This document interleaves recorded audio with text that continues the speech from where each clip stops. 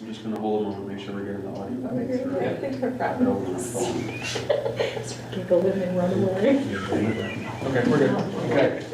I'd like to open up the special meeting today, and we'll discuss some budget concerns and line items. And if everybody would please stand for the pledge of allegiance. Pledge allegiance to the flag of the United States of America, to the republic which stands one nation under God, indivisible, with liberty and justice for all.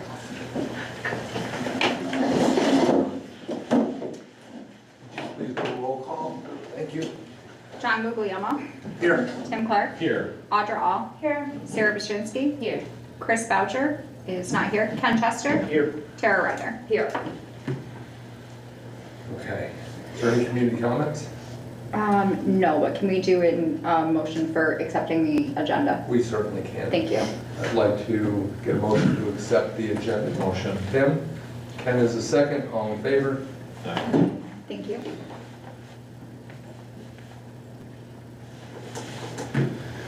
Good? Mm-hmm.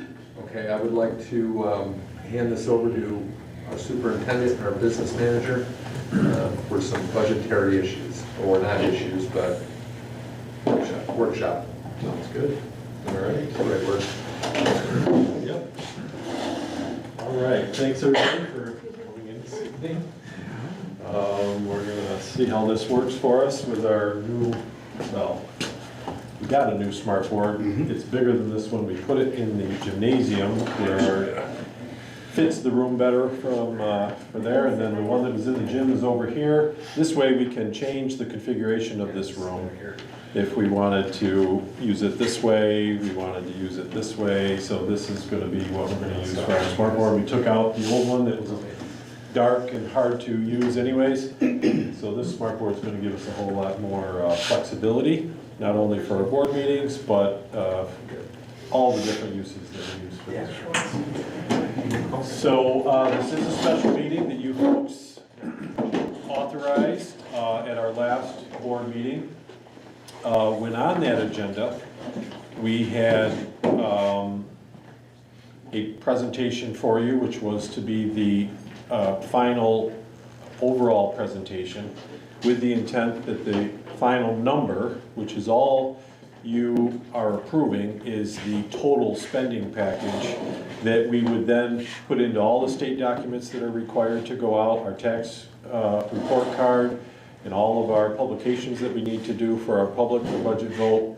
The intent was to vote on it that evening so that we could do all those things, get information out there, and then you have your formal budget hearing and then the budget vote, which happens the third Tuesday of May. As we all know, just so we're all on the same page, there was a request by Chris to table that, which the room listened to, and we did that with the intent we would have a opportunity for more presentation and answer any and all questions that he, as well as you as board members, may want to ask. Instead of having an isolated conversation, because you vote on it as a collective group, it was my position, and I had a long conversation with the president, that it should be a full group discussion about questions so that we all hear the question and you get the answers so that we can then come back as a collective group and have you vote on it. So then we started floating out dates and times of when we could all get together to pull this off. This was the date that was selected. And the time a little sooner than a 6:30 start to try and be respectful of everybody's evening, and so here we are. So before we get to the questions, Chris and I have thought a lot about this. We'd like to take you through some slides of some items that have been discussed in the other presentations that we've done, and their dollar values, as well as in our continual ability to listen and make refinements the best we can. We've made some other adjustments in the budget, and we're going to take you down to a final budget number in comparison to what last year's budget was, or the one we're currently operating on, with the one we're proposing, and the budget to budget increase. So that's how we're going to do this.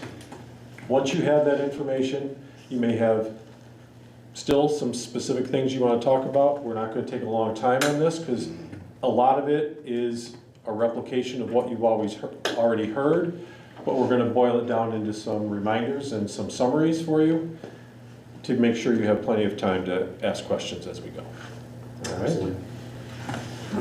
So welcome again to our budget update. And tonight's topic points, again, hopefully we'll address all the questions we've had. We're going to review the key additions that we're proposing for our budget, updated revenue, updated three-part budget, our tax report card, and the final draft of our 25-26 budget. So let's talk about these key additions. So what I've done, I've tried to dissect it as more granular as you can see. So in each budget line, we have, say, we're going to retain our interim superintendent. That's kind of what we are proposing for the budget, what we have increased over last year's budget. This is not including the fact that Ben is a retired person, so there are savings within this. Our business office has 2 retirees, so there's savings within those. So these are just salary numbers, but I wanted to also let that be out there, that there are savings because we are currently having 3 retirees be embedded within our system here. So that is the structure. We're trying to restructure administration. We were talking about sustainable leadership. What we currently have is not a really sustainable model. A lot of people are kind of getting their, chomping their teeth on Fort Edward and leaving as soon as they get here. We can't keep doing the revolving door, so that has been something we've spotlighted as a major problem here. It's hard to keep moving our ball forward when all we keep doing is having a change of leadership. So what we have decided to present is, again, a total budget of the $285,000, which is 80,500 more than last year's budget.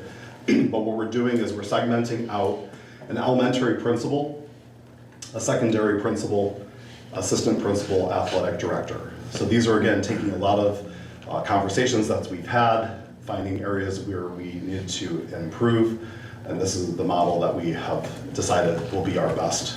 And associated with those roles, the elementary principal would also continue with our P2 program, K through 12, as well as being our school improvement and testing coordinator. So that would have multiple responsibilities. The secondary principal would also have multiple responsibilities, and that you see that the director of PPS is not listed here because, as I've talked about, it would be a 6 through 12 principal with director of special education as their secondary responsibility, and then assisting both of them in their job responsibilities as it goes to supervision, a big piece of the discipline, and then having an assigned administrator rather than us kind of all wearing the hat of our athletics, which we feel it's time, if we really want to take our programs and our recruitment and our collaboration with neighboring districts as well as community and youth opportunities that are out there. I wanted to make that a full-time administrative position with a good chunk of their responsibility being, assisting the 2 principals with the discipline piece and then overseeing from top to bottom the athletic department as well as intramurals and recreation activities. Yep. And the other additional piece would be full-time substitutes. We are currently getting stacks every payroll of just figuring out how to substitute. This will allow us not only to help with some of that hemorrhaging of funds, but we can actually put it in a proactive way, so you actually can start, maybe even start attracting those who might be a teacher for the future, getting them into our system so they can kind of work. Did you want to speak more to the substitute piece? I had this model in my previous district, larger district, so there was more of them, but we had permanent subs, and they would come every day. That's their job. They don't wait for the sub call from the subservice. They show up every day, and they're the first ones to get their assignments as to where you need them for the given day. And one teacher and one teaching assistant. And if in the very rare circumstance that you don't have any need for substitutes, which may be in the first couple of weeks of school that might be the case, but after that it becomes extremely rare. It also is a great opportunity to use them in other capacities for anything you may need for that particular day, but it's very rare that you have a day where they're not being assigned to a very specific classroom. And certainly, at the end of the year, with all the testing that occurs through Regents exams and testing modifications that need to be given for kids, at the end of the year, when we also don't have a lot of absences, they can be utilized to provide modifications to our students as we go through those last couple weeks in June. And I highlighted the business office because it seems to be kind of an area of questions, and this is why I can speak to this, it's my role also. But right now, we're proposing to have 5 positions.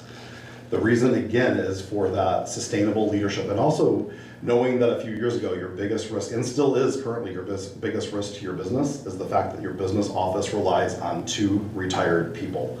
They have a brain full of all this wonderful information, but the best part is we need to tap into that brain. So what I'm proposing, and again, what we're trying to do is lead this for the future, for decades down the road. You need to make sure we have people who know how to operate school business. I, again, have gone as far as you can academically in the business world. This is a crazy business. It's not something a school teaches you. It's not an MBA program, it's not a DBA program. You honestly have to know how to manage public funds, how to actually get all the documentation that a school requires. It is a very complicated and high-level business model. And the best part is, I can't do all jobs. Why? Because it's illegal to do so.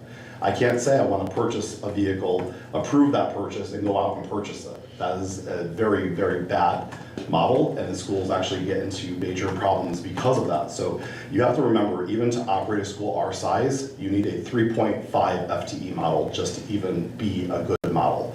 So I guess just from a number standpoint, so that we can kind of understand that, that is why we're trying to propose this, because this is a way that we can sustain. It's a year we can absorb some of these costs and these impacts financially, but also to structure it in a way that we have sustainable business model. Keep in mind, we just came out of the FEH model where you outsourced your business office.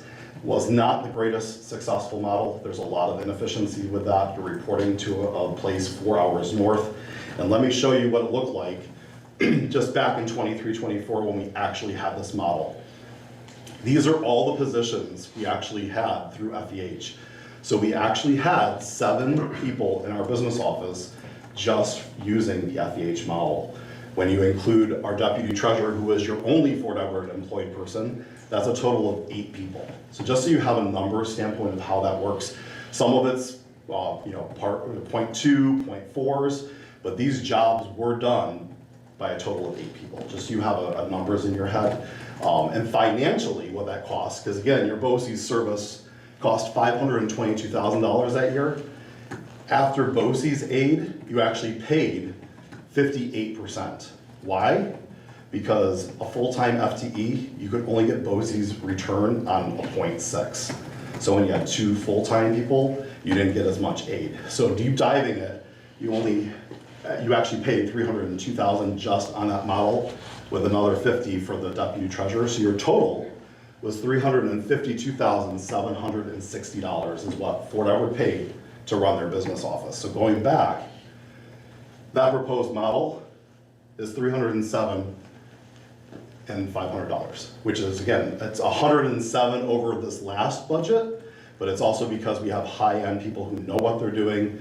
The problem is that's not sustainable, because if the waiver doesn't pass this year, we're relying on 2 retired people that could be out our door. So this is why we're trying to navigate with potential things I can't control.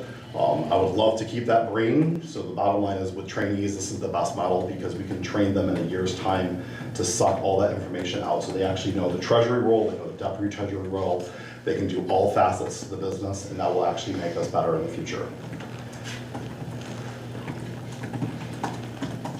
So looking at our revenue update, we're still predicting the state aid to come in at $7,800,000. What I did from last time, again, I wanted to listen to what you had to say. I broke out the additional revenue and also reserve allocation, so you can actually see exactly how much we're proposing for that. And then the next slide will be a more deep dive on those questions. Property taxes, again, stays at $3,702,833. And the appropriated fund balance is now $1,003,725. So our now proposed budget is $13,556,558.73. So here is the now broken down into the aspects, now using additional revenue, resource allocation, or revenue reserve allocation. You will see the different percentages of 3.1 and 4.7 with the other additions that we presented before. So looking at additional revenue, this is where we get the extra monies that we were talking about before, where it's $420,000. We have reimbursements from both Medicare and Medicaid. Interest and earnings, so again, we invest using our ICS accounts. We actually generate usually about $130,000 per year. Tuition, this is where we're getting monies from those coming from other school districts to go into our special education programs. We are proposing, again, about $100,000. Some of these are out of my control too, but this is kind of what we've been running. And then the miscellaneous revenue, as I mentioned last time, it could be something like a bullet aid coming from the government, from the state, that we're getting those kind of miscellaneous. But on average, looking at over historical, we get about $150,000 per year with miscellaneous revenues. And then again, these are the reserve allocations that we presented previously, and that's where you get the $630,000. So looking again at our ratio aids, they're still 90, 90, and 77. But one of the reasons I also want to present this is with the tax levy and tax cap. The big reason that schools really should not be going out as zero tax. What happens is you'll eventually feel that impact. Again, it's not just a Chris thing, it's not a Ben thing. We actually hire financial advisors to help us navigate this as well. And every school district needs to go up because you're incurring so much impacted costs. So what happens if you say, okay, I'm gonna go with 0, I'm gonna go with 0.1. Then the next year you might have a 2.7, but over here, you're gonna eventually have that impacted cost. You really do not wanna keep going zeros because eventually the day will come, you will have to pay the piper, and that's what happened there. So by keeping them at around the cap, the 2 point whatevers, we're still now pushing it for this year at 2.19.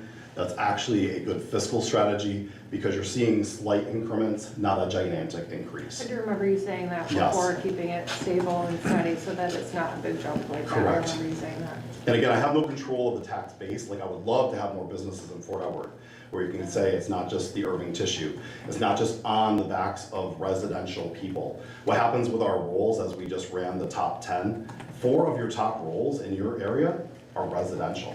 So it's hard when you're kind of feeling that impact. And I definitely, again, I feel that when I know it's on the backs of a lot of you residents.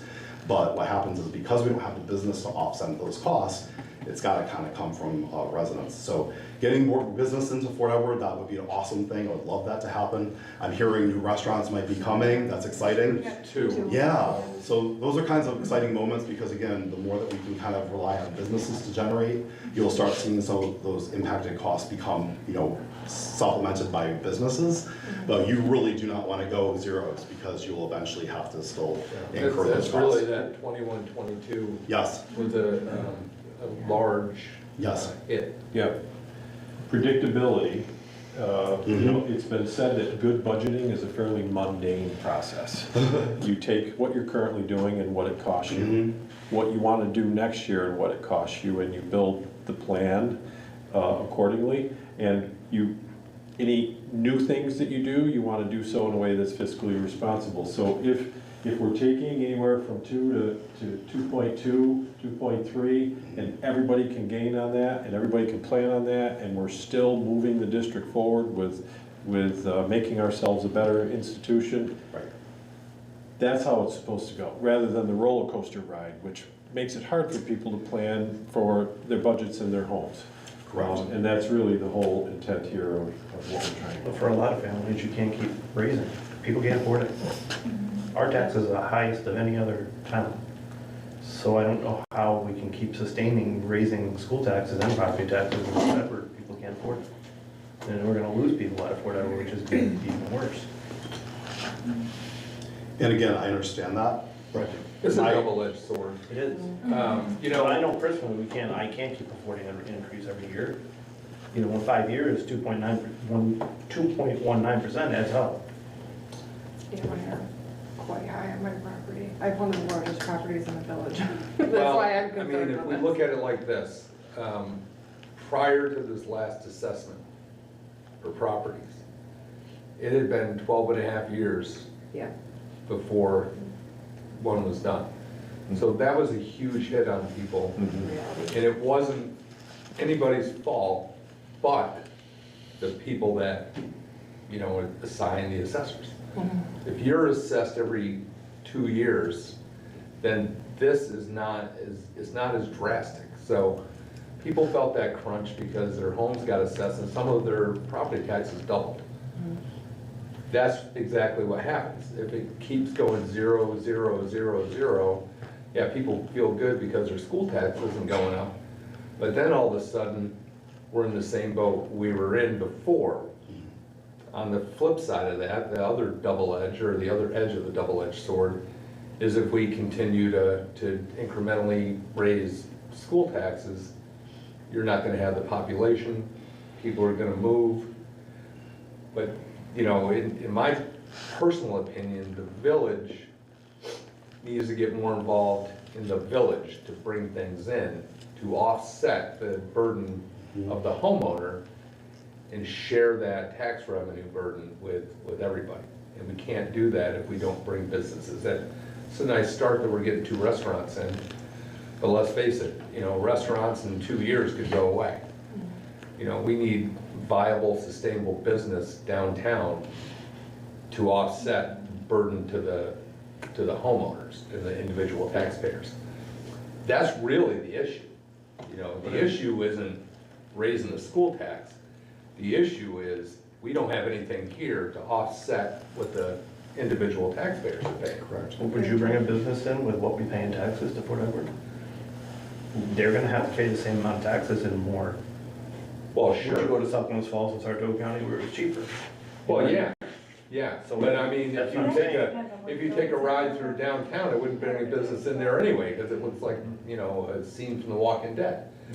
Right, So, he's saying the village has you to know, step up and the revitalize a village little needs to bit. step up and, Commercialize our village. there were Yeah. grants that went out, there were, revitalization programs, there were state programs, I don't Yeah, I see agree. anything happening We with have the that. traffic. We get We about, are- we all get roads lead to 4,000 Port cars a day that drive up and down through here to go to work, and they're not working here. They drive through. drive So Broadway, it's right through Broadway. the 2.19%, what is, and I don't know if you have this, but what, let's say on a $100,000 home, what is the financial impact? How much is that gonna raise from We last year presented to that this year? slide the last time, I don't have it on this It- one. I mean, I can't remember it either, and I didn't know if you had that Not slide. this presentation, I don't have But, that. that's really what people are gonna look at, Mm-hmm. how much are my taxes going to go up? The assessment, that was a big hit. The fact that we don't have any businesses in this area is a big hit. And I think that, maybe there is ways that we can trim a little bit off of it. But I don't think it's realistically gonna go down to 0, because if it does go down to 0, 4 or 5 years down the road, we're gonna be right back into that annexation thing. And And the hard part for me, again, since I've been here now a little bit over 2 years, you had the most anemic budget ever. I don't even know how you could sustain a business. You had no equipment costs. You had teachers that had no contracts. You had support staff that had no contracts. When you look at what we had to do just to invest in stabilizing this business, yeah, you saved the school, but my question again is, what did we inherit? So, Right. to invest in your business, to attract it, to keep your staff here, to now have equipment that actually, we've got the tables, there are some really awesome changes. The problem is, when you have a business that really was sort of on that life support, you have to still invest in it. And again, I sympathize with you, taxes are not my favorite time of year either. But again, you're invested in the school, this is what you want, but we're looking at how to make us the best school we can. And so, and I know you wanted to wait to the end, but we're on the slide, so I just had to ask. So our 25-26 proposal is 3,700,000, well, let's say 703,000. Yep. So last year we were at 3,600,000. let's say 625. Mhm. So that difference in there, if we were to work at looking at some redundancies, staffing and program wise, which I think deserves a look. Can we lessen that and have, and I know it's not gonna get to zero, but can we get it down to a palatable amount to the public? No, that doesn't make any sense. If we're gonna make cuts, we should just use less of the fund balance as our balancing agent. And I think right now we're at the time period where this probably won't change much. This has already been submitted to the state. Yeah. So I would say if this is the strategy you look for like next year, there might be a way we can talk about how to change some of that. But this is like sort of the end of the fourth quarter kind of concept. It's hard to change some of these numbers when you've already submitted to the state. Again, there's time periods for all this process. That's why we go through the workshop piece. But we are using fund balance. You'll see that as well as how we're offsetting some of the So, costs. so I think then Tim brings up a valid point there, to reduce that burden on the fund balance. You know, to even look forward, you know, and I know we can't create a budget for the following year, but, you know, we're looking at certain things like the business office. So this coming year, we're gonna, you know, looking at 2 trainees and 2 retired people at $110,000 and $55,000. Those people will go away. You know, what we need to look at following is what we're gonna pay the new people, which is, I would hope, less. So, and it, you know, so that offsets it a little bit. And with the administrative changes, there's also changes within the staffing that cover some of those changes.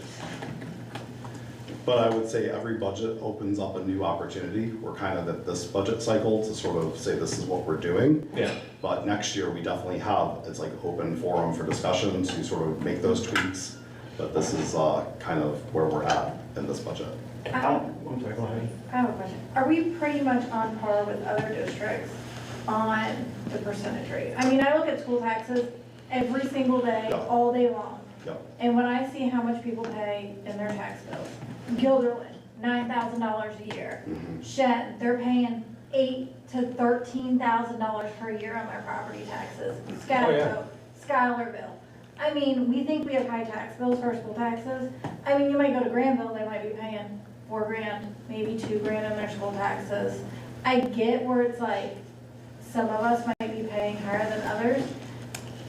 Are we looking at, are we higher than others in our percentage rate? Or are we right on par? I would say the charm of your district is also sometimes that two-edged sword, because it's a tiny little village, the financial impact is on your tiny little village. However, because you're talking that amount of money is spread across only a few, the financial impact is felt. But as our tax caps we're lower than most. So you'll see our bottom line figure of how much we are over last year's budget.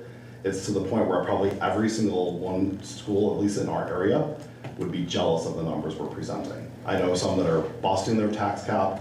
I know some that are talking 3, 4, 5% increases over last year. We're talking, when you see the final slide, it's less than 1.5.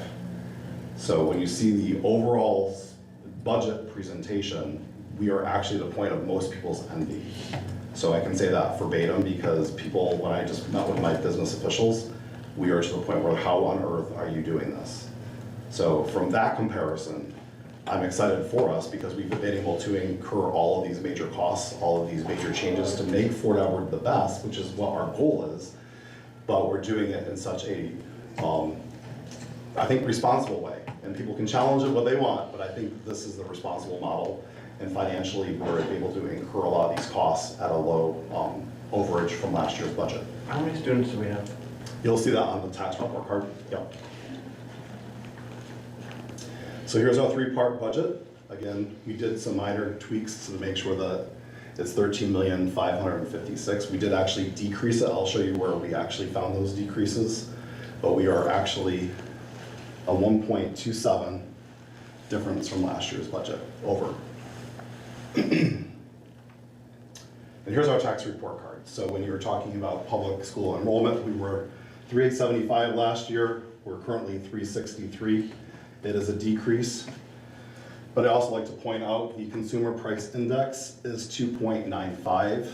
Usually that goes hand in hand with any increase because this is kind of the consumable, what people feel on the financial pressures of inflation. We're still under the 2.95, we're actually, again, 1.27. So that's a way that you can kind of see, you know, most schools are going, or at least the 3.5 or at least 5% increases over last year's budget just because to incur that cost. Plus we sign teachers' contracts, we sign support staff contracts, all of these that you agreed to, they inflate your budget as well. So that bottom line was something we kind of had to work with those parameters. So that's our tax report card. And this is the final draft. And everything that I've highlighted is a slight decrease of where we were previously presented. I actually did take some of those trainees to lower what we were hoping for payments. So we did see a couple of savings from that line. So comparative from other previous presentations, you'll see a decrease in that line. You also see a decrease in teacher salary K through 3. This is related to our retirees when we actually did a deeper dive. This also was because when we went to the job fair, it seemed like the jobs we were hiring for, there seemed to be a lot of interest and a lot of people who were looking for said jobs. And by doing that, we were able to kind of take that projected of what we were expecting to pay, and we were able to lower slightly just based on what we were seeing as potential candidates. So getting like a lower stepped salary than what we were trying to anticipate. So that was where we could lower some of that money. We also did it with the special education line. Same concept, one of the retirees, there was some interest with special ed, so we could actually feel confident lowering those slightly. But our big one happened on the 14th of this month. It was the Friday after our board meeting. I went to our business official meeting. We were budgeting for healthcare at 21%. That's all we kept hearing, 21%, 21%. Currently, they're saying about 15%. So we were able to save significant money, and that's where we saw the budget line decrease as a result of mostly because of the health insurance. So again, we got it down to 1.27. Any questions? I don't know if it's a question as much as a statement. I think we're gonna have a hard time presenting this budget to the public when promises have been made about administrators being added. We're gonna have 5 administrators for 363 kids. We're gonna have 5 people in the business office. How does that compare to Argyle? How does that compare to Hartford? How does that compare to 40 N? The problem with some of our local ones is they combine a business manager and a treasurer. That model is very outdated. It's also a model that has a lot of potential fraud built in because you're actually taking 2 lines and you're saying, I approve, I now have the money handling. If you don't have the segregation between jobs, you can actually find yourself in more trouble. So that's not state advised, it's not advised going forward. Because we have the ability to absorb the training position, I will say, with 2 people that are really experienced, some of your financial woes were resulting in the fact that you had people that didn't really know what they were doing. Last year at this time, when we hired someone who we thought was gonna be our future as a treasurer, they bailed on us in less than a month. What happened then is our books were totally garbage for a whole month.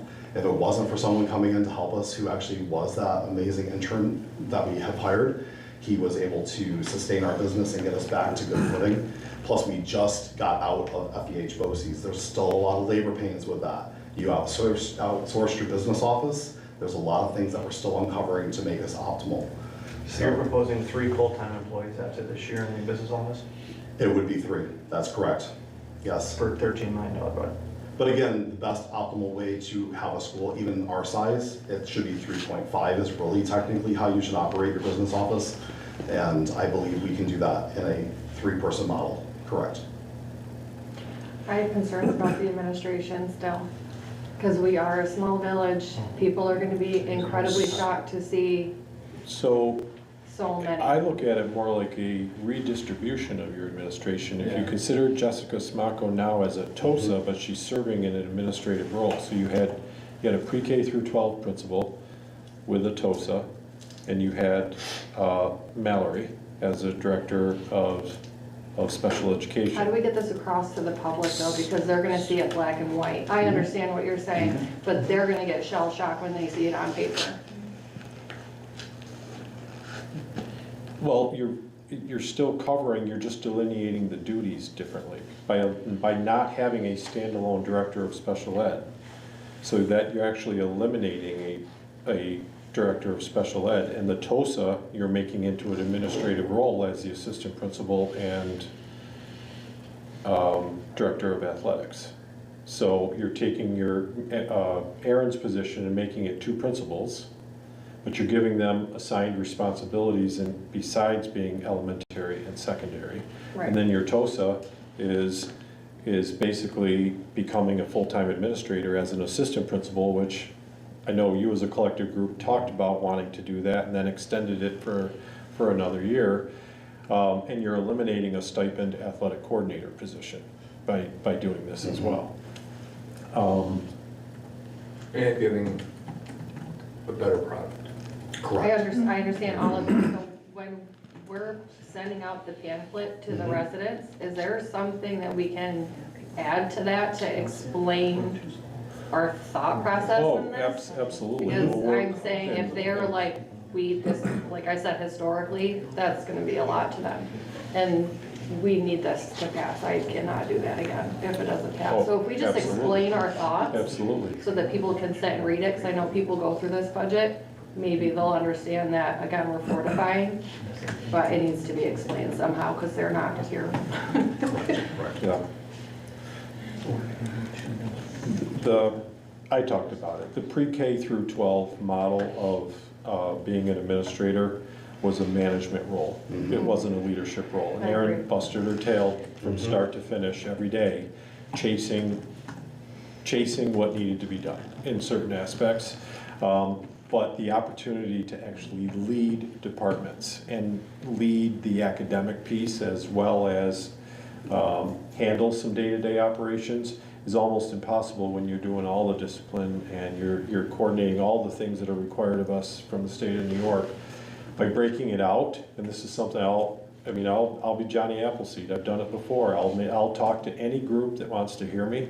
I'll go to any organization that wants to hear me in promotion of this budget, explaining the difference between leading a smaller section of grade levels or just managing a section of grade levels. Because we need to raise the bar with what we're doing as a district academically. Yeah. And it's tough to be the expert pre-K through 12 of all those subject areas and all those teaching strategies that are necessary, depending on whether you're elementary, middle, or high. I definitely don't want superintendent and principal. I always thought that was incredibly hard. But superintendent, one side principal, other side principal. Can we go back People to would this pass one that in a with the breakdown second. of the- Absolutely. It's just Those- it's sorry, that additional short. items. It's gonna be really hard to. Well, I agree with you, it is gonna be difficult. Excuse me. Like, we had 2 principals back in 2020, it wasn't that long ago. You've had every model under the sun. When you look historically at Fort Edward, you've tried everything, multiple different times. I remember sometimes. 3 positions is classic at Fort Edward. That's what I'm saying. 3 is classic. 4 has never been done. Where do you see for? Well, there's the We interim have 4 now. superintendent, and you Yeah, have we have 4 2 right now. principals. We're adding an assistant principal. Oh, It's never okay, gonna you're happen in including Fort him, Edward. okay. Yes. So, and I don't mean to cut anybody off, but please tell me. So there's the staff that was added when Dr. DeMalley was here. So there's a couple that I have questions on viability-wise and just logically-wise. The first one would be the crisis interventionist. So if we're looking at this model, so we have principal for middle high school, and then the elementary principal, and then an assistant principal. Does it make sense? Is it worth sustaining for 375 kids for a crisis interventionist? So when we brought this up, I wasn't sold on the idea. I don't think that,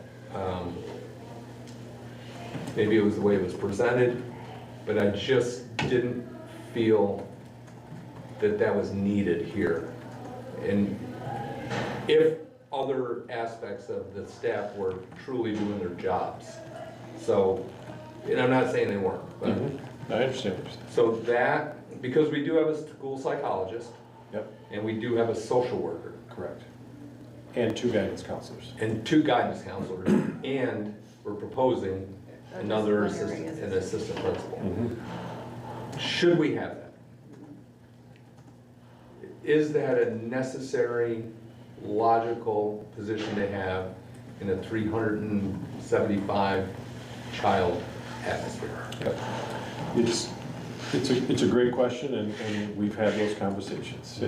It's a employee, well, they work for us, but they're employed by BHSN. That's right. So I So can't there is a remember off the cost top of to my it. head what our cost is on that. Yep. So I can actually speak to that.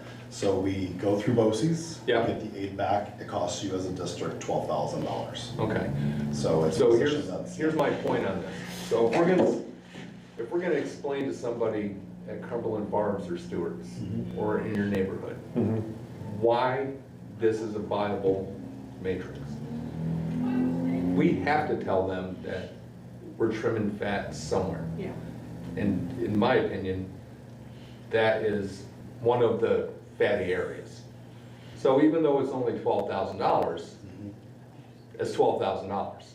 You know, it's not a world saver, but it says, okay, we're bringing these people in, or not in, but creating this position because we're getting rid of this position. And these people will be responsible for that. So the other one that I have is the business, Me? He's just moving shocked, like. Not even. So TOSA will go away, we know that, because that was a temporary position anyway. Morphs into this. So we're not really, we're adding, but we're not adding. We're taking away. Restructuring. Restructuring. Director of Pupil Services goes to one of those people. Secondary principal. So that's out. So we're Correct. really covering what we've already been paying for Correct. just in a different way. So, What's the cost difference though? I mean, is there a cost difference between the 570,000 listed in administrative fees proposal to what it was before with the so athletic moving, director and the, Before moving- combining all of moving the this, like TOSA last year, to- what was it last year? When everything was. what was thrown comparison away? to last year? How much is an Right. increase? These were slightly different because Aaron made more than that. So this is just what we've decided. so what do you think? So we've got 570 right there. 570. Just in the bottom. So One we thing you take need to away, factor in with the TOSA as well is you had to backfill her position with a teaching Right. position. Mhm. So, because Jessica could always have gone back at any time. Right. You know, but, so that was a temporary teaching position until we decide what we're doing with the TOSA. exactly. So, And let me clear up confusion because I think you're actually adding this line. This is the total line. So all of these added, So it's 285. correct. So, Right, Okay. but we still have to pay superintendent, which is on top of that. Correct. yeah, but we're Correct. gonna have to pay him anyway. I mean, that's something that. And keep in mind, I'm in just this saying, model yeah, total still, is that's just 570 or salary. 575. If you're adding retirement, if you're adding all of the benefits and perks that a usual superintendent, although it's an increase over last year, you're probably saving more in this model, just based on the fact, is it a retired person? Same with these 2 down here, there's 2 that are retired. You're not All you paying pay them is benefits. salary, you're But not we will paying. be in the future. We have to remember that Well, it's gonna go up again. It would, yes, in that, yes, you're right. But with removing those, now you're taking out that increase, and then those will then be incurred with, other benefits and retirements, correct? So if we're gonna offset, if we're gonna say, okay, we're restructuring, Mm-hmm. we're actually, what's the money-wise difference from what our model is right now to that model, just in that administrative?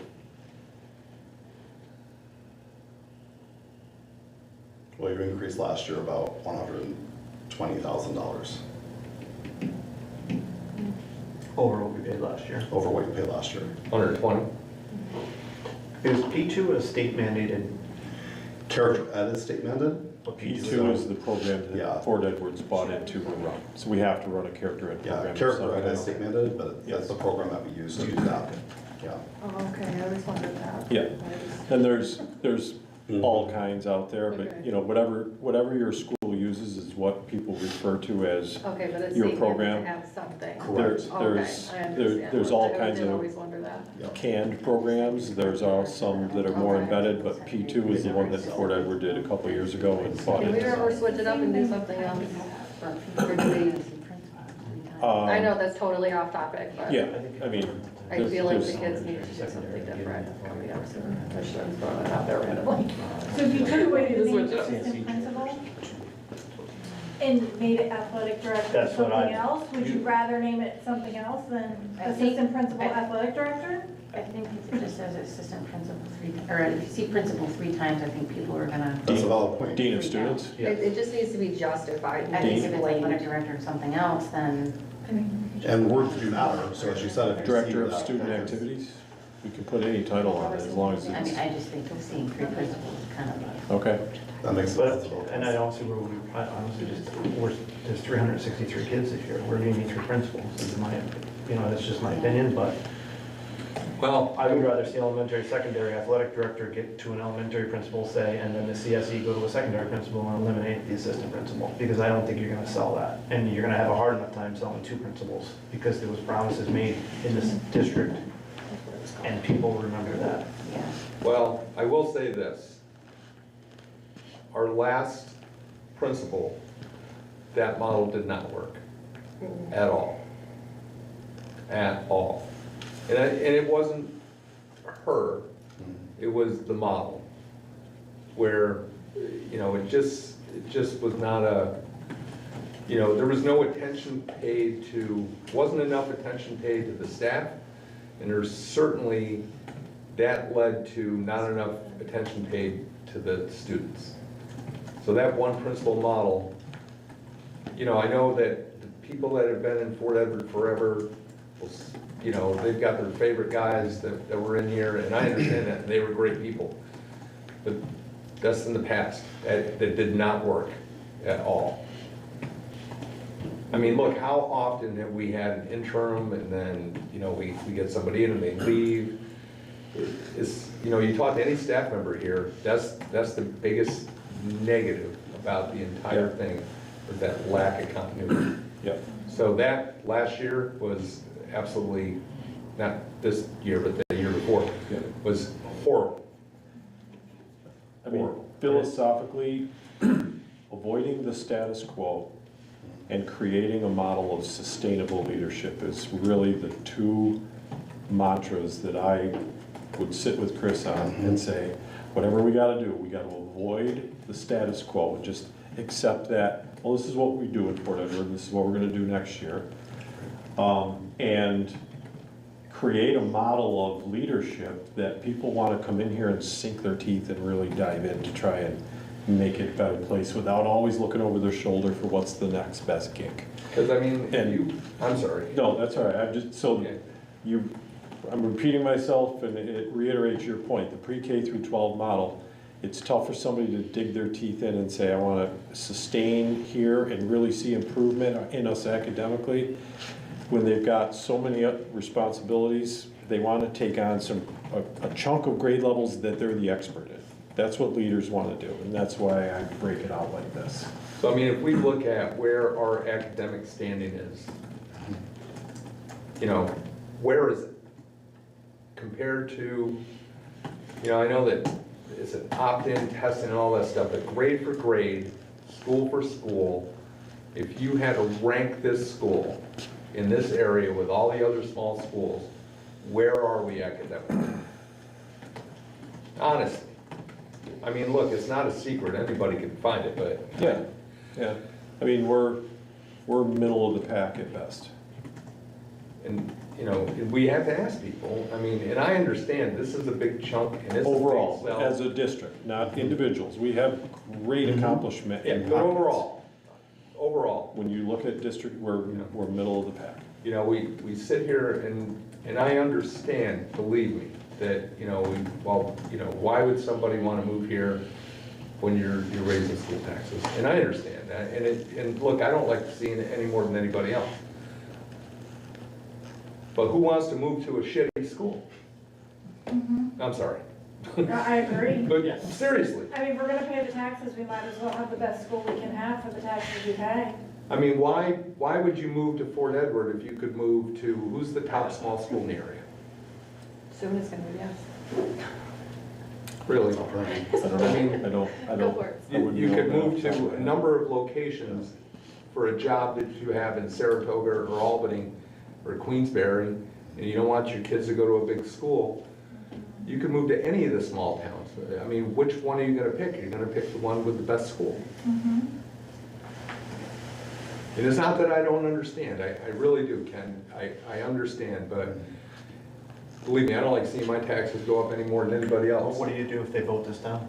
Then you're back to the same It boat, is and such you a know high what? concern of mine because Yeah. people So will come out and vote it Maybe we down. make it smaller steps. We do something this year, see how it's working out. The next year, we add assistant principal to the next budget, instead of doing it all at one Yes. time. Yeah, Because people are gonna vote it down. I guarantee they it. will come out. This is what I swear. worry about. You just have an elementary principal, you have a secondary principal, you have a superintendent who's running special ed. And any of those, and then you have someone running athletics. You need to have a person who's running our special ed department. We've been in the situation where it wasn't great at all. And that's why we brought Joyce in, that's why we brought Mallory in. They brought money into the district. And I will say, I wasn't Joyce's biggest fan. She brought money into this district. They opened up classrooms, they brought kids in that are bringing in tuition money. I mean, we need somebody who can also focus on that. I mean, And I think that's part of why this model is created, and that's why this is sort of that disciplinarian. Because half of what we're seeing is they're pulled away so much for taking care of this problem and this disciplinarian situation. I think it's hard when you're going, I'm focusing on trying to improve, as you said, in special ed or just academic standing, but now I'm pulled away because of another How behavioral much issue. disruption is there usually on the daily basis? Depending I on the mean, day. you put 365 children in a building every day, and they're not bad behaved No. kids, but every scenario needs to be dealt with. And every scenario that a teacher does a referral for, even if they managed it in their classroom at the time, it generates the referral, which then has to have administrative oversight and an assignment of consequences, because teachers don't assign consequences, they report the infraction. And then certain incidents can take a half a day, just because of the time that goes into meeting with the student, if there's getting witness statements and, you See it every day. know, all these different things that go into it. So if you're Oh, I know. supposed to be observing teachers and how, because they ask you to come in and look at their classroom and how their lessons are going, but you're locked into managing 3 or 4 hours of discipline for the day, it's tough to lead the academic piece when the discipline you can't pawn off till the next day. Every teacher will tell you, we can't pawn off our management of our building to the next day. And that's why, you know, whatever title you want to put on it, I feel it allows our principals to be the leaders of the building and not just the manager. And I can't stress that point enough. Plus, keep in mind, if this actually is not aligned, this athletic director piece will then become that stipend position again, because that was one of the reasons why we tried to implement it into that. So you're not really gaining 85, you're back down to probably 75, because that model that doesn't work has to be, that work's gotta be done by somebody. So this is also to increase kids' involvement into the school. We're trying to get that maybe intramural sports. There's other ways that we see this vision happening. I think we can still sell it. I mean, you guys are the community mouthpieces to make this happen, but I do think that the vision is so that we can So that line's more of an athletic director / discipline. disciplinary. Yeah, and also just like dean of discipline. sort of even again, an event coordinator in some aspect to get this place churning and have events happening. And I see that being like intramurals and having the gyms always being active. Like I think that would also be exciting. But I do know that the discipline piece does take away from people leading. It's always pulled out. Can I ask something a little bit silly, just because, can we change the name assistant principal to something that not, doesn't sound authority, because they need to be taken seriously, but something that sounds Yep, Dean, not so. Dean of harsh. Students, Title student that activities you coordinator. guys had already discussed and approved was Dean of Discipline, just for the record. So Ken, what do you think? I still think it's gonna be a hard sell. I do feel. Well, what do I you think- think I would think make it- it I think- easier sell? If you're gonna add a principal, then you split the athletic director and CSE person between the elementary and secondary principal. And you wait to do an assistant principal or dean of discipline. We've had a dean of discipline, Rita Donovan was a dean of discipline here. It didn't go over well.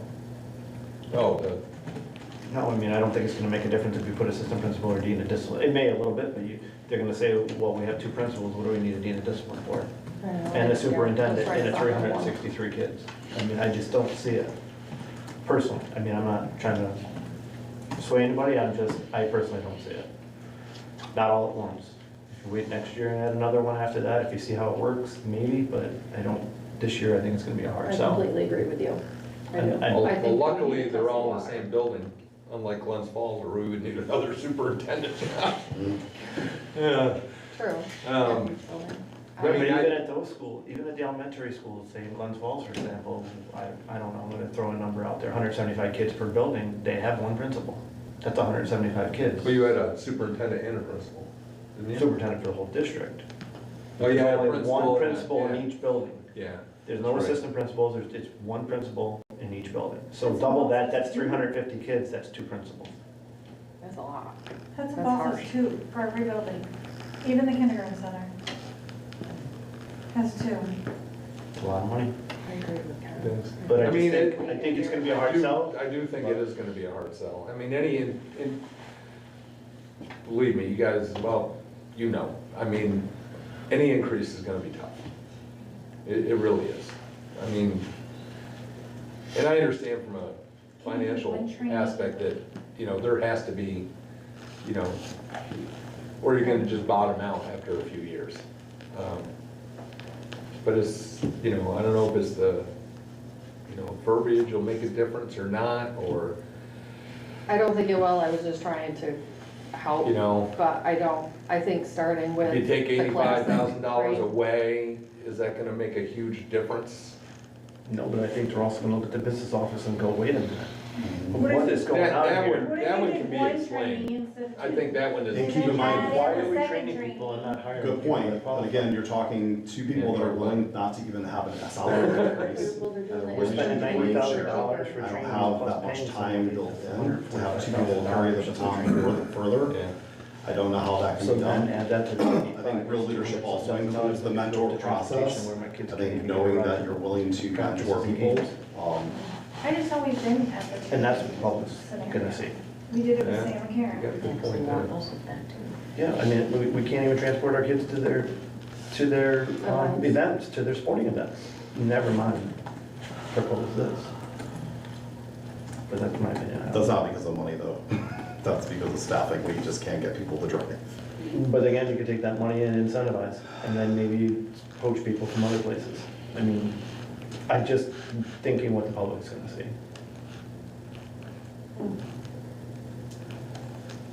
I know there's a big push, to transport K through 3 like they used to, and I don't blame them. I mean, walking by this hotel every day is scary. That's $285,000 that can go towards that. But we have that already implemented fiscally, and it's just the idea Yep. of people coming to Fort Edward to do that job. Right. That's the hard part. I mean, we've been looking for 2 years for bus drivers. Well, even just this head bus driver position, it's been a very, very challenging, Yeah. so. I mean, it's, one thing is, it's a tough spot to fill, but it's just, everybody's having a hard time with it. How many principals does Argyle have, for example? Do they have an elementary and a high school? Do they have an assistant too? I can't speak to that. I think we did a. We did a survey last year, We did a and survey. every school had at least two Correct. It was like, I know we oh, did. no wonder ours wants to leave. That's why I'm saying I think an easier sell would be 2 this year and then add something the next year. But, you know, it's up to you guys.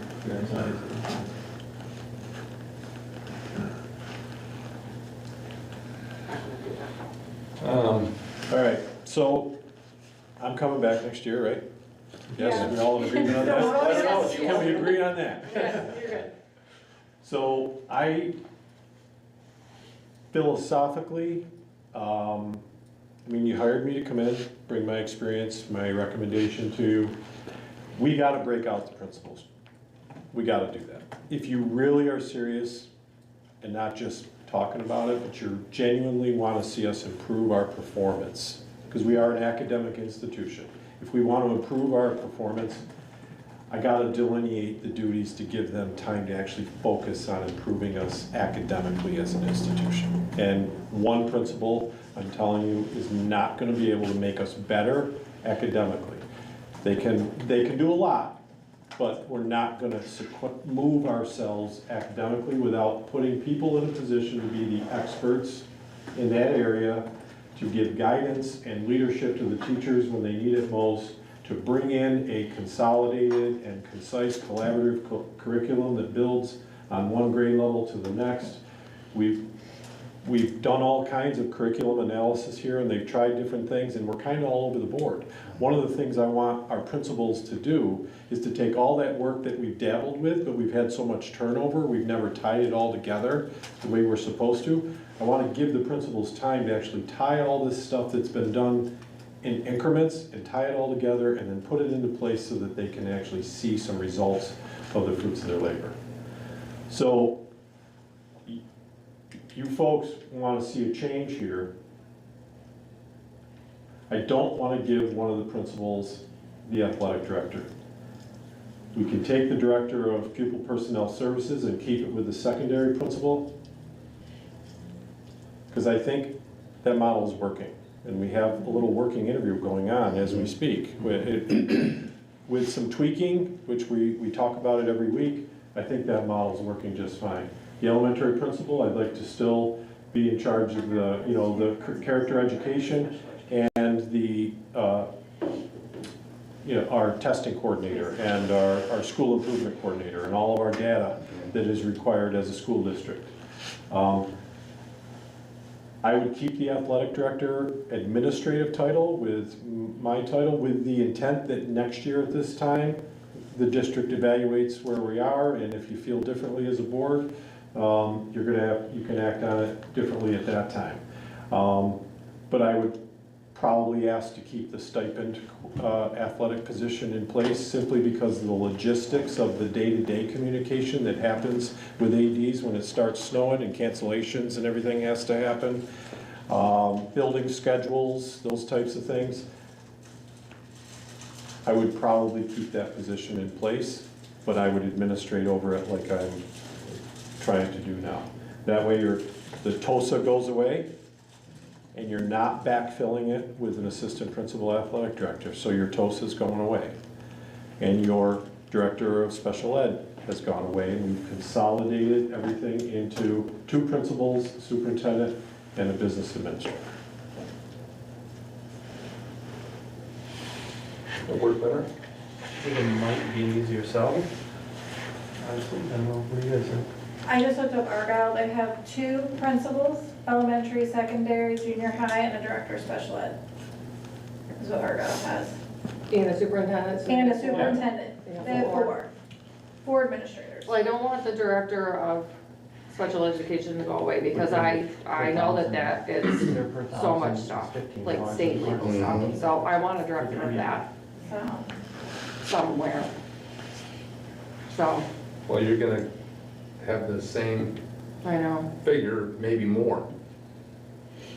With Mallory. I thought originally we said that the high school principal was gonna be in charge of special education. Yeah, Correct. he said Yes. second. Okay. And that's what I'm still That's what proposing. you, okay, Yes. okay. It's not going away, it's embedded within those. Say So we'd be secondary going principal there. because it also includes the middle school, so I say know it's secondary. gonna be worded on there, so people see it's not just, they're not just. Oh, absolutely, we can change the They have, wording, like, yeah. So that it shows they have multiple Secondary. responsibilities. Yeah. And I Agree think with we can keep a full-time athletic director busy. We don't have enough students that even go out for. No, For we don't, sports but we anymore. need somebody But that's we, actually right, that's what I'm gonna. saying, a part-time or do it. like a stipend would work, if you can get somebody that will do it. Can, And once you build can up teachers be programs, athletic director? Oh. I feel like yeah, Yeah, okay, so that's- anyone in this building That's can be an normally for a athletic school director. this size, how it's Mhm. done, we don't Yeah, have any staff okay, that that's what I thought. Yeah, wants to nobody do wants it. So it doesn't need to be there, okay. In fact, my first athletic director responsibility was I taught school for the first half of the day, and then they freed me up in the afternoon to manage the athletic department. Oh, yeah, When I went to high school. that's a good grade. Yeah, was that a small school? Do we Yeah. have people? That was I was crazy. like, all right. That was a big school, man. I'll tell I you. currently have. Well, it was an larger intern. than this. So he's And then actually there was a been clerical small staff enough assigned to for it, that yeah. back in Small, not fall. tiny. Oh, he's- about He's a 1,500 local, kids. he's graduating, but he graduated over 4 years ago. He's graduating from his business college this year. So you're gonna hire another trainee? I would love to have two, just because again, we have two people that are retired, and I want to have kind of a continual training model, where they actually also are creating modules and training materials, so that therefore they can always go back to that. We right now have a sort of outdated process. Everything seems to be antiquated with files and cabinets. I want things to go into the 20th century with online documentation. I want things saved in files.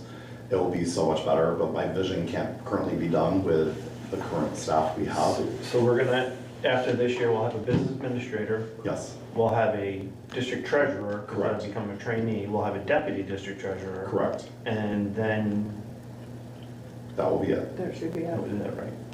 correct. So the two The are two going trainees will go After. away. So we're really And there's gonna using be three Wait a minute, though. positions. You still almost have- like a corporate model here to Business try and train. administrator, Yep, the interim is That would- gonna become one of the trainees. correct. Then you have a treasurer, and where's the other trainee going? No, the training would be district treasurer, and the other training would be the deputy district. Oh, okay. So those two The will. one That that we means have we now do. is Yeah, interim. Yeah. Okay, Right. that's, Retired. I was. It says three Okay. positions. Both retired. There's an exit plan in place for They're two training for retired. that. That's why I was confused, because Like I this- didn't see interim or. Like at retired. any day, they could say, I don't feel like coming in. Okay. Right, And correct, I still want to also mention the fact that they're willing to do a mentorship program and a training program with no additional cost. So they're not asking for extra monies, they know this is the better model for our future. So even just that, their willingness to love on our school and to help us, that would cost money other places. I would have to go for, it costs money to be a mentor, so Oh, we're yeah. getting, which you know, mentors cost money. So this would be a process So that that, line will be going away next year, Mm-hmm. Right. because you're That just, might be. the 100%. two trainees will Yes. be, yeah. 100%. That 90,000 goes. But you're investing in your future, because financially right now, it's still in the, if I had lost them tomorrow, I don't know what I would do. And it's a very scary place to be. This gives us a chance to go. We're absorbing some of that risk impact and being in control of our future, which for whatever, we're not always. We're doing that. hiring people that we know. Correct. We're not taking a chance. so like Correct.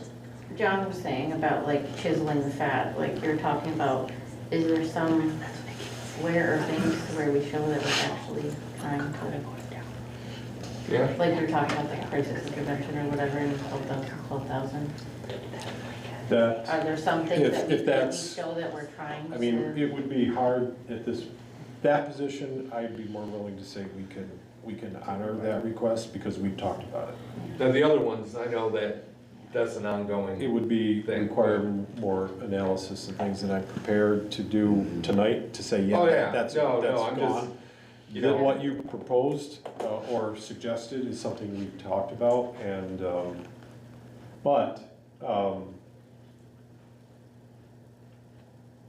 so if that's the case, Where's the teacher going that you're proposing? Oh, it's full-time It's the substitute. substitute. they would, They they just would, come every day they're and find a place. full-time substitutes and they would get assigned anywhere pre-K through 12. What is our teacher, how many teachers do we have in the district, do you know? And versus how many aides? We did have that in the first slide. I don't remember, I broke it down. Sorry. That's okay, I was just wondering how many aides versus how many teachers. do we have? But I do know from a substitute standpoint, we're running at current state about $128,000 just on substitute teachers. So that gives you kind of an idea that we can absorb that cost. So that's another thing, that's something we should look at is teacher attendance. Because I can tell you right now, there's some teachers that my own kids tell me that are never here and we have to pay for a substitute yet, and they're also not learning if you get a substitute in there because they don't leave any materials for them to learn. They give you a piece of paper with scribble. That was the intent of having those positions be leadership and not management, so. And also to have a consistent substitute, that also would probably offset some of that, because they know they're coming in today, and they probably, okay, that was maybe a couple days in a row I've had that. You're right, we need to make sure That would materials. trim some of, that would trim some of the money right there if we're not paying substitutes all the time. Correct, correct. If the teachers actually came to work. So, proposing elementary principal, secondary principal. Eliminate the TOSA. The director of PPS gets consumed into the secondary principal. We keep the trainees because we know it's a process of preparing for the future where we don't have those two positions of our retirees. And the crisis interventionist being cut. Myself and the stipend athletic director will manage the athletic department. And then all the other proposals and things that are in here, and we adjust the figure, probably gonna take it to, We can do it now. I have a question. That's your cue. well, he's working on that. If we see like, we're into the school year and we're like, we need an extra person, Yeah, are we allowed to add them? well, you've done that in the past. We have This- done that in the past, This so- budget actually is paying for people that you've added the past year that weren't budgeted for. So we actually built their price tag into this budget. It just, it makes me I'm not nervous. saying, I'm not saying it's out of the question. You know, so It you- makes me nervous. It really, it makes me nervous. I just know that Mallory's job was huge, it paid for itself. Her job paid for itself. She brought in $100,000 into the budget. Her job brought us $100,000. so But if here's, the budget doesn't pass, then it doesn't. I understand We that, have but if we just don't this have, year though, this year we have. if we don't have somebody this. that's bringing in tuition kids for these classrooms, that money goes away. Then we need to have someone that we believe can do that. That's why we're here. Yep. And the current model is doing that exact thing. Correct. Auditing our placements, contacting schools, saying these are Correct. these are the classrooms we have available for Yeah. next year. Contacting their special ed department, saying, do you have any students that fit But the it- model but- we're offering? 2 people, are they gonna be able to have the time to be able to do that? Yes. When they're dealing with all the high school, middle school discipline and everything else, are they gonna have the time to be able to do all I that? don't think it's as wild as, like, it's not as wild as my building, and it's done. So I honestly think that the superintendent and the 2 principals can do it for this 1 year, and then we can evaluate next year. But I just don't think the 4th one there is just this year not necessary. It's not gonna pass, and I know that it can be done with a principal on each side. I think if, you know, if it looks like it's out of hand, then we, you know, we do what we've unfortunately had to do in the past and have a meeting and decide whether it's financially viable, so. And if you get the right person, it's gonna make a big difference. Right. So we added, Right. since July of when Dr. Tamale was here, 1, 2, 3, 4, 5, probably 12 or 14 positions in the middle of the year, half of them, so. Do we need them all? Well, most of them, but, you know, the crisis interventionist is the one that would certainly stand out. You know, I think that with the right direction, the right leadership, you know, things should hopefully continue to go up. As with I think that, anything, the you know- people you have in those positions make Right. all the difference in the world. Certainly. Right. So you know, one thing that I would love to see is, that I've been speaking about for the last 3 and 0.75 years. We need to, the guidance department in particular, I think needs to concentrate on the right path, putting the kids in the right path. There's, a school bus is filled with seats, you have to put the right butt in the right seat. No cookie cutter approaches. I see on Facebook, all kinds of positivity stuff and a lot of fluff, which is nice, it's nice for the parents to see, but what I would love to see is some achievements, kids that are achieving at BOCES, kids that are achieving in, food service, kids that are achieving hopefully academically, other than just honor roll. These are the things that, we talk about people moving here and we talk about populating our school and losing population. Those are the things that keep people here. The unified team, it's a wonderful example. I mean, that shows the people that are looking at that, wow. Yeah. No matter where my kid is, they have a place to shine. Yep. But, if we're looking at, wow, these kids are really killing it. They're killing it at BOCES, they're killing it in the trades, they're killing it in the classroom. And look, these kids can do all three. They really can. I mean, you can be an honors student academically and an honors student CTE all at the same time. And I know that because my kids have done it. But we need to promote that and say, hey, look at us, look at how well we're doing, look what we can do for your kids. This is the school you need to be at. And that is gonna help with this. People want to move here, they want their kids to go to school here, then they want to put a business here. We need to get the village more involved in this. Absolutely. It takes a village. Well, we're only half of the village thing here. It takes the whole village. Okay, so who is doing disciplinary referrals under the 3 administrator model? The principals will. It's just too much. It takes too much time. Our TOSA is helping with that now. Our Director of Pupil Services was helping with that. Who's helping with the Principal kids, is helping with flipping it. desks over and around. So with the hiring of our interim principal this winter, I've really focused on our current TOSA to focus on the elementary side of the house. So, and allowed Dr. Komprowski to really focus on the secondary side of the house and special ed. So, and then I support both as needed. And he'll go down and support Jessica, and Jessica comes up and supports him. So we've really been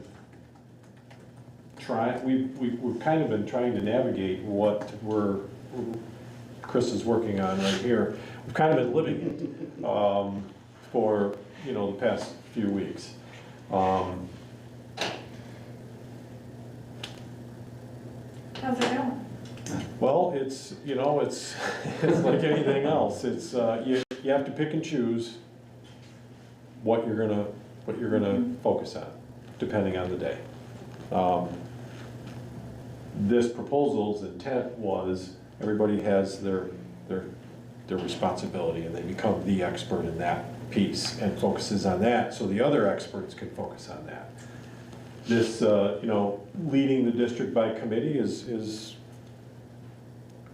because we work so well together and we all know what everybody needs to be successful, we all pick up the slack where we need to. It's not impossible. It's way better than if it was just me and the pre-K through 12 principal trying to manage all of that. That would have been very tough. Having 2 people who can focus on their, I like to say, side of the house, is much smoother than just one person trying to do that. I really think we need to go out with 4 administrators and call the 4th one a dean of discipline or a disciplinarian. I mean, parents that send their kids here know that we have a lot of discipline referrals, like, everybody knows that, right? Like, you guys know that, like, we have a lot of discipline referrals. You too. What's a lot? And I don't, Especially ninth grade. Are you and not like severe, learning is it anything? you just talking, Anything like got it out in the that. office, I mean, How many kids are we having to deal with going down for kids having moments, we'll call them? That I don't know, it's hard to qualify. someone's having to de-escalate them, having to not just give them a And we have our referral, staff, we have our but people, we have our radio system, and people go and handle it. You know, social worker, school psychologist, sometimes we use our SRO, you know, is also in this, so it's kind of a team effort depending on the situation. how often is that happening?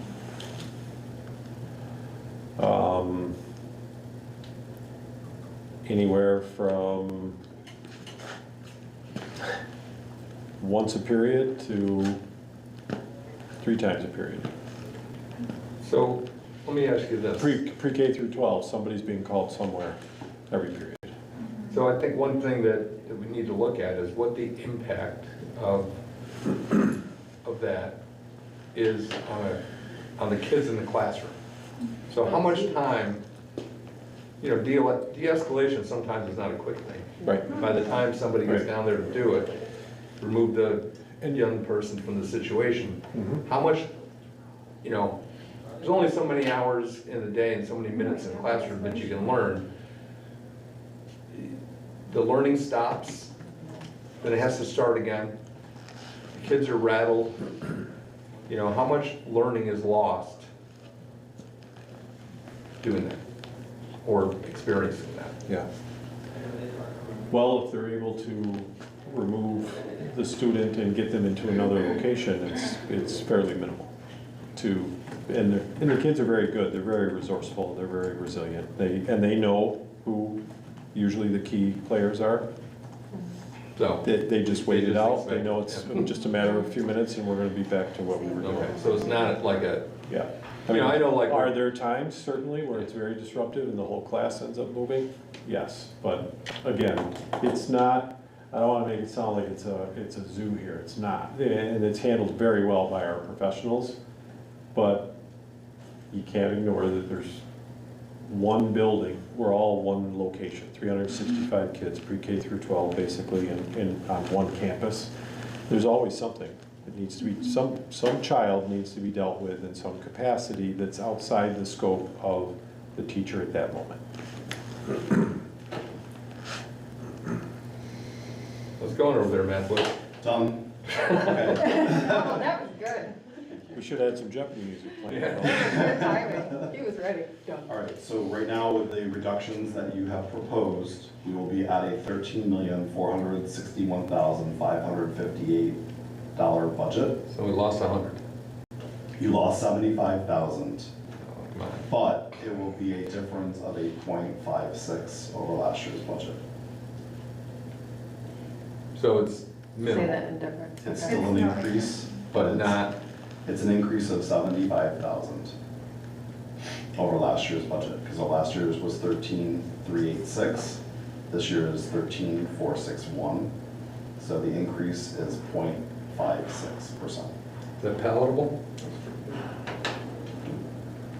Ken said he would pay might the, be new to yourself. Ken said he would pay the extra on my And card. Ken's coming back to Ken's work. broke. And I heard Ken's coming back to work for us. You can't So a afford it. little over 0.5% Correct, from budget to budget. from budget to And budget. that includes All of the the new increase. teacher contract that was signed that goes into Absolutely, place July 1st. It includes the FEST contract that was approved. And I think those are the selling points too. You guys have approved all those contracts. You've increased all those embedded costs of step plus percentage. Plus those positions you talked about that weren't budgeted for, but you added them, they are They're now in there. paid for in Correct. this budget. Correct. So, And we're getting what I feel academically is a better delineation of principalship responsibilities. And I feel from a business And standpoint in the you're- future, that's You're sustainable. creating a structure in your business office that's sustainable Yes. when our retirees step away. Okay. And then we see if it works, and if it doesn't, next year we make another change. Right, But it won't all be at once to scare people. right. Yeah, but the secondary principal is gonna be handling special ed and discipline in the secondary wing. Correct. And whatever they do as a principal, you know, academic leadership, curriculum. Scheduling. But we Mentoring also, teachers. we also got by with one principal for years here. So Do what? I said they also had one principal doing that job for years, so you're actually giving help. You're splitting up all of her You're duties. splitting up some of the duties to help, and if it doesn't work next year, you can add another position, but it wouldn't be scary to the public.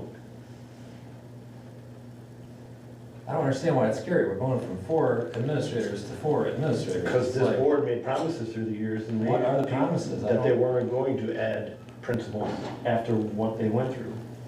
The previous boards had made that promise to the taxpayers, and here we were trying to add I all don't- these I don't positions. remember that. My thing is that, again, historically, so these people that are coming out to vote went to school here, a lot of them. And their basic structure is 2 principals and a superintendent. The assistant principal is completely foreign to people that are gonna come out and want to vote yes. They will vote no. It won't pass because they Well, are not used what to it. if it's called something Quite else? plain. Like, They had a That's dean of discipline, they weren't happy with that position either. Oh, yeah. well, we had. That's why we don't have it Very anymore. clearly. Services, we had director of people services in TOSA, those budgets passed, so like, what? If we called it a director of people services in a TOSA, it would also go down because, why? Like those budgets have passed for I the don't last know, I 3 just years. think it's administrative heavy, for all at once, but, you know. It's I'm not not all gonna at once. debate it, I'm just, as a taxpayer, that's what my feeling is. Just go back to the old names then, that's my feeling, like, Well, then, you know, I mean, I don't know. I still think, from an academic standpoint, the restructuring still makes sense because they're focusing on grade levels. So academically, they can focus on the curriculum for that segment. sure, yeah. So that part makes sense to me. I mean, I agree with you, I don't want them to keep pulling their resources so that they're not able to do what that mission is. I think that's a very valid comment, that's why we restructured it this way. But if we're not having that many disciplinary problems, or again, we can kind of focus on academics on a grade level. The pre-K through 12 just didn't work because you're asking somebody to be a master of all grade levels. So I think we all are in consensus that That's not a viable That's a model. no. That is never gonna happen again. This makes Hopefully. sense, but again, my worry also is what happens when they're pulled away and their goal is to academically be the leader. We just had very haphazard special ed leadership here. It For many was years. so bad. It was so bad. The amount of things that were being done so wrong. Correct, and money that was Before. lost on the table, agreed. We're not there even just anymore. money lost on Yeah. the table, but laws that were not being followed. Correct, correct. I mean, we were put in such a bad predicament before because of what was being done. Because it was so bad. Well, you're right, but, you know, hopefully we have the right people in place to combat that. So, look, philosophically, I love this. Will it pass? I don't know. And the problem with it not passing, and then not passing again, is to go back to a Gain nothing. contingency budget, and then we're right back where we are now. This year. Is that sustainable for another year? You know what I mean? And contingency is hard anyways, because. Contingencies are horrible. You can't buy equipment, you can't. Correct. You can't do anything, so, Anything you need, you can't get. you know, and honestly, we were, I mean, you remember, Tim, last year, we pleasantly surprised that the budget passed on the first round with the increase. So, I mean, philosophically, I think that's the way to go. Money-wise, percentage-wise, I don't know.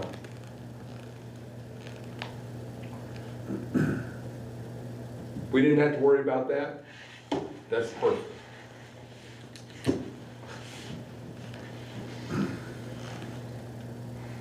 But Ken, I mean, and Tim, Ken both have great points, and Audra.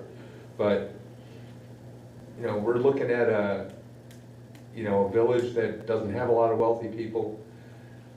You know, whatever increase that we give them is gonna make an impact in their household. Especially Not to this mention, time the of way this that, time the of way work, things are you going can't now, afford groceries. you know, the way things are going now, economy-wise, we just don't know what's gonna happen. And that's gotta weigh on people's minds. I mean, I know it probably does everybody in the room, you know, we just don't know where we're going, but I don't know. I love it. I wouldn't have a problem with it personally, but I'm not everybody in the village. So,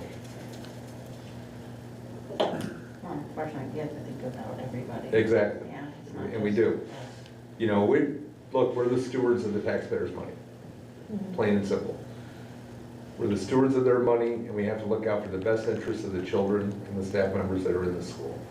That's our job, like it or not.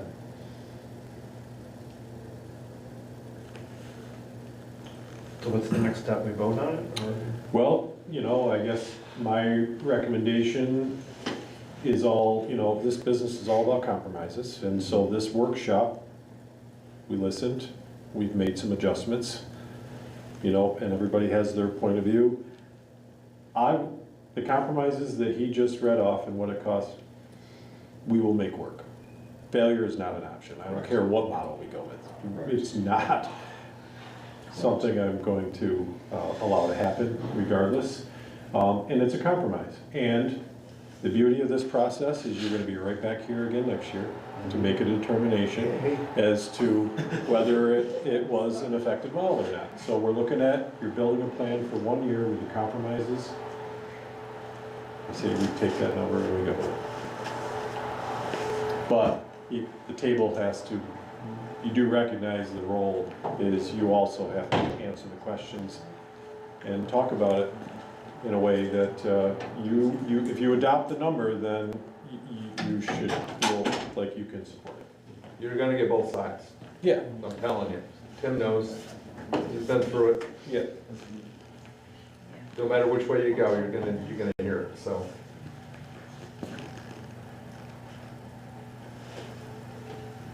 So the next step would be then a motion with that number. Yep.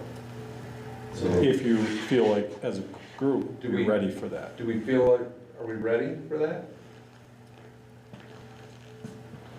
Yeah. You ready? Yeah. Ready? Okay. Yes. You're ready.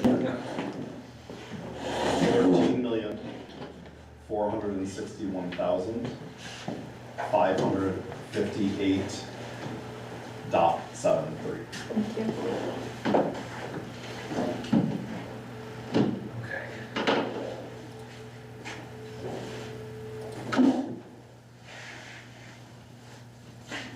Or do you want me to keep that up? Sorry, was answering. Well, let's see, we'll figure it out. So, yeah, yeah, you don't have that. Um, Just add it to that. All right.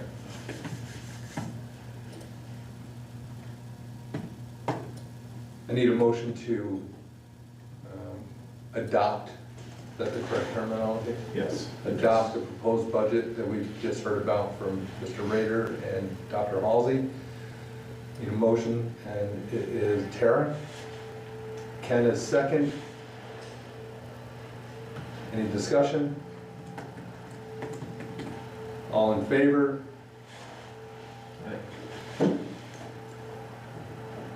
Motion passed.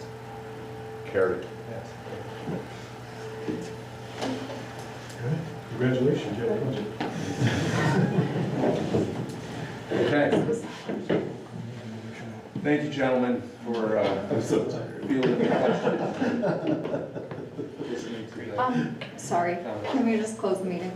So, yeah. Before Need a Ken motion leaves. to-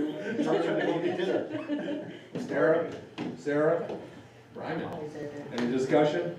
All in favor? Aye. Aye. Meeting is Thank you. Before I left, it was Right. right as I